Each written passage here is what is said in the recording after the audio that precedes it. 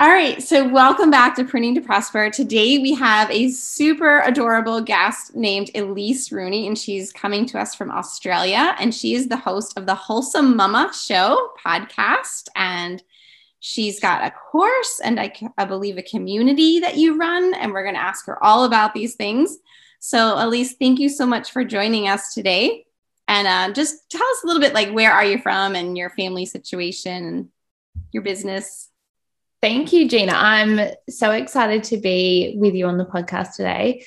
So yes, I'm Elyse. You can probably tell from my accent, I am from Australia. I don't think I have an accent. I think you will speak really cool and I just sound boring.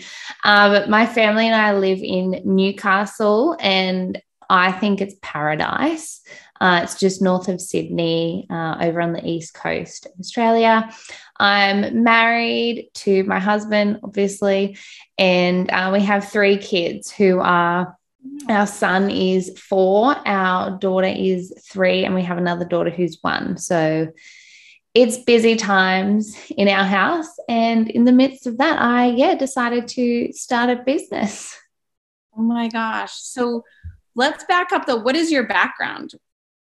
Because I'm sure you didn't have the Wholesome Mumma podcast before kids. So what were you doing, like, from university or before kids? So I dropped out of university because I went for 5 weeks, and in Australia, our the way that our debt, I guess, for a university degree is that we don't have to pay it up front. Like, you get a debt. I think you guys have that too. And the 6th week, it cuts in. So you can drop out in the first 5 without accruing any debt. So I got to week 5 and I was just doing business, and now it would be handy having a business. But as an 18-year-old, I was like, I don't know what I'm doing here. So I'm going to quit and go and get a job. So I got a job just in admin, and then I ended up doing Bible college for a year down in Sydney. And then I got a job working for Compassion. So Compassion International, who do child sponsorships. They have an office here in Australia. So I worked for them, and then became a mum and became a mum again. Wow. First of all, I want to say kudos to you for, at the 5 weeks, reevaluating and saying, what am I doing here? Because so part of what I talk about is debt and budgeting, and I am all about going to college debt-free. And the older I get as a mom and the closer we get to college, the less I'm convinced that it's even necessary anymore. You know, like for you, you're running a business. Maybe you just need to take a class here and there on, like, you get to a certain point in your business and it's like, okay, I could probably use a little more education in this area. And then you take a class. You know, like, I'm so into the entrepreneurial spirit for my kids that I'm not sold on the idea. My oldest son is very much into film and movie making, and we're probably the only parents in the free world that are like, go to film school, dude. Like, try and make a go of it. And he's like, I think I should do the military and have a straight path. And I was like, I don't know. No. Yeah. So unless you want to be a doctor, no. I know. I agree. In fact, the podcast I have that's airing tomorrow is about the C student, like embracing your C student, and like C students run the world. And so, yeah, I'm all about it. So good for you. So 3 little ones. Wow. And they are little. Yeah. I didn't realize you had 3 of them. So fun. And then, so tell us what your podcast is about and your business. Like, tell everyone about your course and your podcast and things like that. Yeah, so the podcast is, and I guess the overall brand is called Wholesome Mumma. And basically it was my journey into motherhood, because, you know, you get pregnant and you go, well, we tried for a long time to get pregnant. We did. And then you go to the hospital, have your baby. And then all of a sudden they let you go home with this baby that you then have to take care of. Mm-hmm. And I was like, what am I doing? Wow, we're now responsible for this little human. And he had like eczema and had some health issues. And then through that, I kind of discovered holistic living and looking at more natural side of things, not using toxic chemicals, because we found out that it was our laundry detergent that was actually setting off his eczema. So cut a long story short, that was that road. And then I'm just super passionate about mums not buying into this mindset of motherhood. You have to be a hot mess and struggle your way through it, because I don't believe God created us mothers to suffer that way. So I just kind of started on my Instagram sharing things, and then thought, I'll make a podcast out of it. And then it just kind of took off and people wanted to listen to it.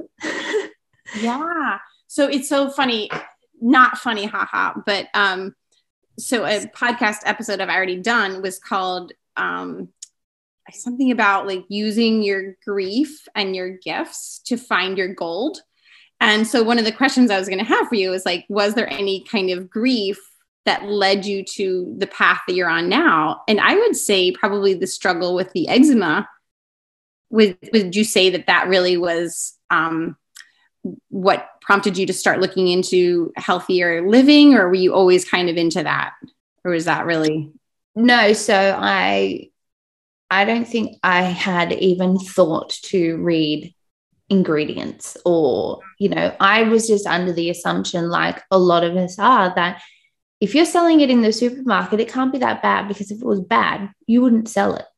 Right. And then going, oh dear, that's a nice thought. Wouldn't that be nice? But I guess really, so there was that journey, and that really took us through, looking into healthier living, and then you open Pandora's box of what's fragrance doing to me? What are we eating? What food are we eating? Oh, that's not actually like. We even bought muesli bars the other day, and I was looking at the ingredients. So I'm like, still not perfect, 4 years on, still on the journey. And I looked at the ingredients and went, that's not food. That's like chemicals and oils and sugars, and like, that's not food. I don't know what we're eating. But then really with the whole motherhood thing, my daughter, when she was born, so our first two are only 14 months apart. We took a while to fall pregnant with our son. We thought it would be the same with our daughter. God laughed at us and thought, that's a cute thought. And then she was born prematurely, so that even was a lot shorter. And she was fine, but then at about 5 weeks old, she got really sick, ended up in ICU. And from that, she's all right. She's a healthy 3-year-old girl now. Just thought I'd say that. But through that, I got PTSD really bad. And so it dawned on me 2 months after we got her home, because I think in the hospital, I was just on adrenaline. It was just survival mode. She was hooked up to all the machines, breathing for her. For about a week, she was sedated and couldn't breathe on her own. It was about 2 months after we got home from the hospital, and it just dawned on me that she was within death, hours, if not minutes, of getting her to the hospital and getting her, as soon as we walked into the hospital, they were like, I can't believe you didn't call an ambulance. And within 5 minutes of us walking through the door, she was hooked up. She had a couple of different viruses. Oh my gosh. So yeah. So scary. That is so scary. Yeah. Wow. Now I have 1,000 questions running through my head. I don't know if you know this, but I lost a child to leukemia, and he was born with leukemia. So I can hear the machines as you're talking. It is so scary. They haunt you. Yes. And you're watching those oxygen levels, on the little red glowy thing, the dot. Oh my gosh, bless your heart.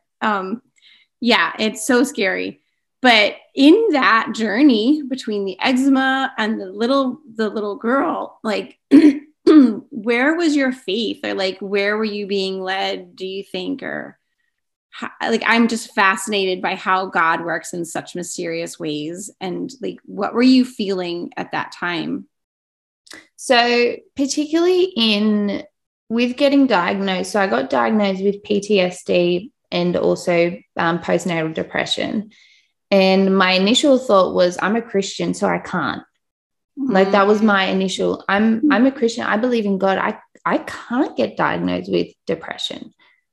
Like, I don't. And so, and it was honestly really hard for my husband and I. You know, it's hard to talk to men about emotional things usually, let alone in heightened seasons.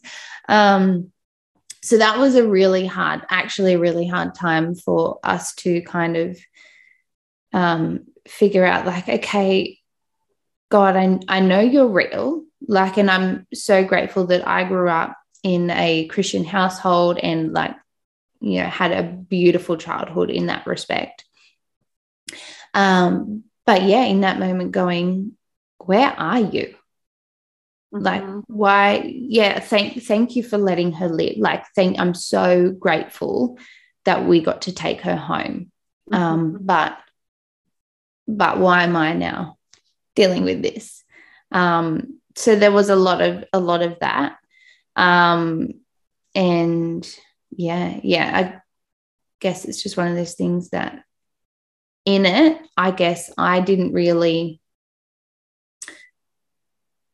get it. Like, I was going, God, I know you're there. I know you're real. I have, without a shadow of a doubt, know that you are there, but where are you?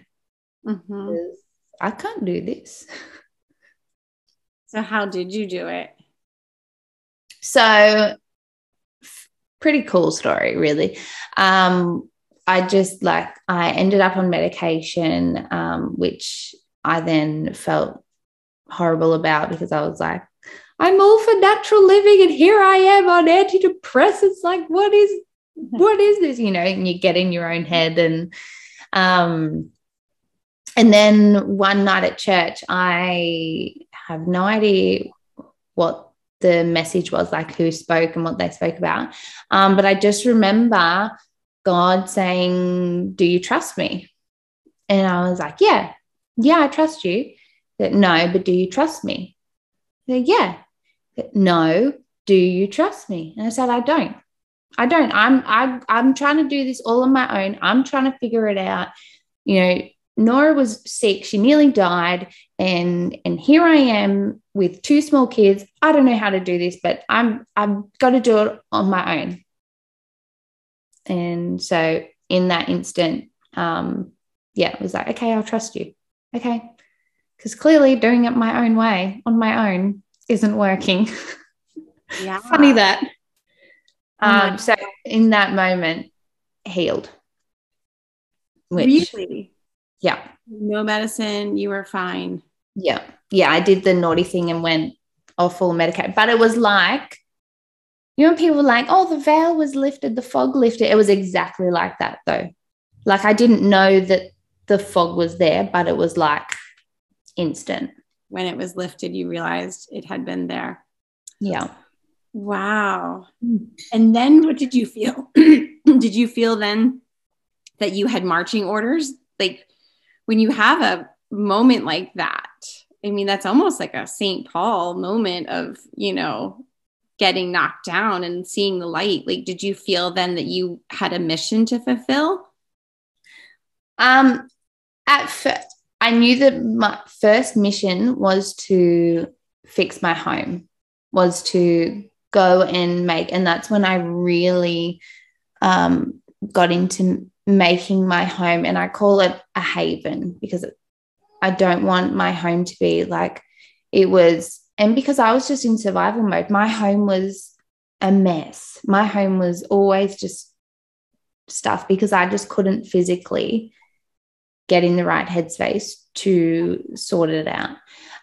So that when I went home, I went, okay, like, this is motherhood is my, like, this is my calling. Yeah, I'm called to other stuff, but I need to make my home. And it's like we talked about in a previous conversation was the power of the mother, and we setting the tone for our home. I mean, okay, I'm going to do this, but I'm going to partner with God to do it. So what was the very first thing? Because I hear this a lot, like people are just totally overwhelmed. They don't know where to begin. What was the very first thing, if you can remember, like like I always say, make your bed. Like if nothing else, make your bed. So what was the very first thing when you got home from the hospital, you had really home from church, I guess, and you had your transformation? What was the very first thing you did to create your new home/haven? So make your bed and get dressed are big things, because, you know, feeling like you're in survival mode, it would just be, I would just wear my pajamas and stay home. And so the bed wouldn't get made, because why does it need to get made? And, but making the bed, getting dressed, opening up the windows and doors, letting fresh air in, and then just actually going, okay, and at first I just got a big laundry bucket and put all the stuff in, because I couldn't even, like, it was still, I was instantly healed, but still then coming home and going, well, what happened to this house? Yes. Yeah. So I just got everything in a big bucket, and then like vacuumed the floor. Simple things. Yeah. It's the simplest things. I say make your bed and do a load of towels, because I always say, like, towels are so easy to find. They're easy to fold. It's like no thinking involved. They're usually stacked and go in one place, you know, like just the simple things. I think this is so good for my mommies to hear, because what you're saying is, like, I see it all the time. Like I get the calls from the overwhelmed moms all the time, and they're like, where do I even begin? And like and every single client I have says the same thing roughly, which is, I must have the worst house you've ever seen. And I'm like, no, it's not. Like, and it's funny because I never think they're that bad. Yeah. People always think it's horrible. And I'm like, I don't say anything. I just think to myself, I don't think it's that bad, you know, but it's all up to the mom. Like if you feel overwhelmed, then it's an overwhelming house, you know?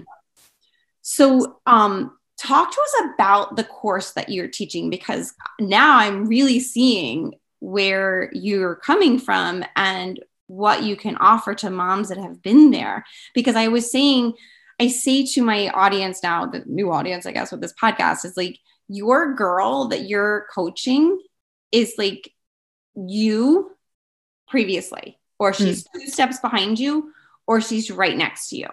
Like, it's either like, come on up here with me, or come with me now. Do you agree with that? Like, yeah. So, talk to us about your course and what you offer in your course and what moms can expect to get out of it. Yeah. So it's called the Free as a Mama course, and it's kind of a play on words, but really it is about being free in your mind, free in your home, and free in your life.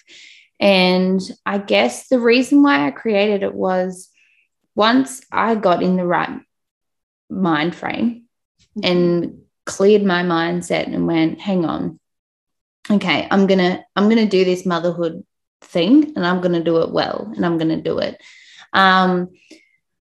I found that, you know, once you get right, you then notice what other people, that there was this stigma, and I don't know what it's like in the US, but there's this real big stigma around this whole idea of hot mess mums. Like, you have to, if you are, the hotter mess you are, the better you are doing motherhood. Like, motherhood should be this big struggle. And that's what I was finding, was people were saying to me, like, oh yeah, or you're so tired that you need a coffee as big as your head, welcome to motherhood. Like, all these things, oh, welcome to motherhood. Yeah, that's motherhood. And yeah, motherhood is tiring, and it's draining, and it is exhausting, and it's hard, but it doesn't have to be that all the time, so much that we don't enjoy it. Like, being a mum is the most beautiful gift. That, yeah, I was just kind of seeing so many women not seeing it that way. So I thought, well, and that's where I kind of started with the podcast, was we need to enjoy motherhood. It's too long for us to struggle and hate our way through it and just wish our way to bedtime. And, you know, so many mums saying, oh, just can't wait till bedtime. Oh, I'm just, you know, making it through the day till dinner and bed, and I'm just waiting for nap time. But, you know, let's reframe that. So in the course, we talk about the mind, because I can help you to declutter your home. I can help you to simplify your routines and get rid of all the stuff. But if in your mind it's still cluttered and overwhelmed, then you're not going to be able to live out a simplified life. The stuff is just going to come. The clutter is just going to accumulate back again. So we do that. And then I'm really big on being intentional with your time, with your life, because, you know, the kids want you to sit down and play with them. And how many times do we say, oh, I'm sorry, I've got too many other things to do? And so really how to set up your life so that you can be intentional with your time. And then there's a little bonus on holistic living and being intentional about your health choices and things as well. So that is the course in a nutshell, which is basically my 4 years of motherhood journey in. Yes. I love it. And I will have a link in the show notes to that course and to your podcast, and so people can find you. It sounds wonderful. And I really believe God takes us through these trials because there can be good in all of it, no matter how painful. And I really think that he's probably like, this is my girl, and I am well pleased because you're doing such a good job with what you've been given. Thank you. You're going to help so many mommies. It's wonderful. We're just going to cry here. This is the crying portion of the podcast. I did my first 3 episodes. I think I cried every time. And I was like, I'm not going to cry every episode. But I just love cheering for women. That's like really what I feel like I do in my job, is like, I just cheer for women. But another thing I was going to tell you, have you read the book Essentialism by Greg McKeown? No. Oh, you might really like that, because the stuff you're talking about is a lot of the same stuff I talk about with my clients. And, you know, as I'm decluttering, I'm like coaching throughout the day. And I had a client, and she's like, probably like 2 or 3 times, she was like, you sound like this book, Essentialism. Is it Essentialism?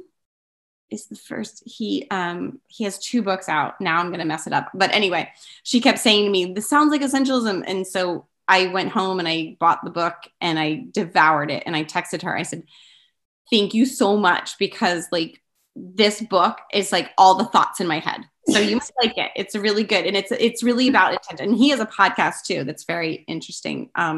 But he's all about like just being intentional and kind of like decluttering all this stuff that's getting in the way of like being the best version of you. So yeah. All right. Any final tips or tricks for mommies? Like, what's your best? Do you make your own laundry soap? I do, as a matter of fact. Can you give us a quick little recipe? I make my own too, so I'm curious, like, what you use. So all I use, I love it. I love ending on this. This is great. All I use is, so it's a ratio of 2 to 1, 2 cups of sodium bicarbonate. So that bicarb soda, 2 cups of washing soda, and 1 cup of fine pink salt. And that is what I use. Salt. Yeah. I didn't know about that. Yeah. And then for stains, sodium percarbonate, I'm sure you'd be able to get it, is like nature's version of like bleach. Like, so we have. Is this on your website? No, but I should add it. It's on my Instagram though. Okay. Yes. And I'll put your Instagram handle on there too. So yeah, my best friend and I, she's all into this stuff too. And I don't know if I told you, but my degree is environmental sciences and my minor is outdoor education. So I'm kind of a hippie chick at heart too. And like, I do my best. I pick and choose, my whole house is not like perfectly, eco-friendly, but I do my best, Yeah. And that's all it is. And that's what I say is just once we know better, we can do better. And like, I'll openly admit I'm still on the journey. Like, it's not, I don't think that it's ever a destination that you get to. It's just the journey of going, oh, okay, well, like with the muesli bars, going, well, now I know not to buy those, and I need to, in the supermarket, find, because I'd love to make muesli bars, but I hate cooking and baking. I'm just not that person. I have a daughter. My daughter's my baker. Oh, yeah, one day. Yeah. But I know now that I need to find a better alternative in the supermarket. And it's the same with like washing. You don't have to make everything. Right. It just is like the washing powder. It cost me like $2 to make like 6 weeks worth. And I wash a lot because I have little kids that go through 5 outfits a day. That part doesn't change. No. It's just washing, and there's just always going to be washing. But you can, just know better and then do better. Yes, I agree. It's a journey constantly. So I'm excited to just follow you and see where your next chapter comes from and where you're going to evolve. I mean, you're crushing it. Good job. Thank you. Thank you so much. So I'll have all of your contact information in the show notes, and people can follow you and they can listen to your podcast. It's such I could just listen to your voice all day. So and it's her podcast, you guys, is so soothing. It's like you could drink a cup of tea and just listen to her talk. It's so fun. All right, Elyse. Well, thank you so much for coming on my podcast and sharing your story with us. Thank you so much, Gina. It's been so good and refreshing talking to you. I've really enjoyed it. Oh, good. All right. Thank you. Take care.